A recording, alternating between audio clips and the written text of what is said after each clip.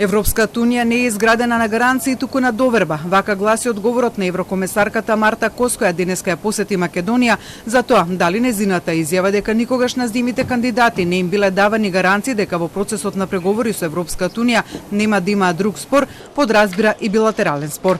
Таа испрати порака за уставните измени за кои рече дека се неопходен следен чекор за формално започнување на пристапните преговори.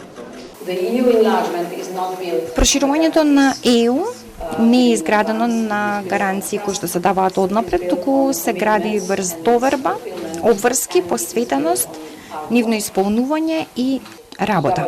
Ја охрабрувам владата да го започне процесот кој што наскоро може да донесе измени во уставот.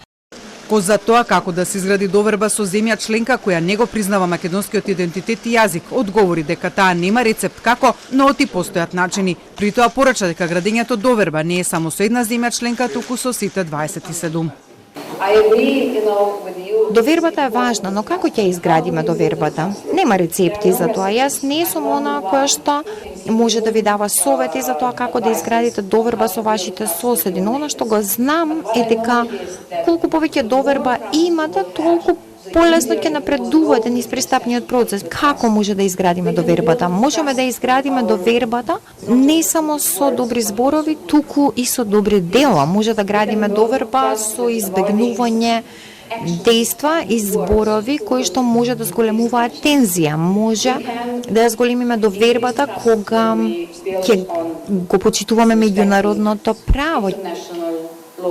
Премиерот Христијан Мицкоски со кого Кос одржа тет-а-тет средба на пораката од Кос дека гаранции не се можни и кој би бил следниот чекор за Македонија, одговори дека за земјава нема друга опција. За нас нема во моментот никаква друга опција, ниту план Б. За нас единствена опција е членство во рамките на Европската унија и посветеност во делот на испораката на реформите. Мицкоски при тоа побара процесот на пристапување да се води од исти правила и принципи за сите земји кандидати со почитување на постигнатите реформи, а не врз билатерални спорови.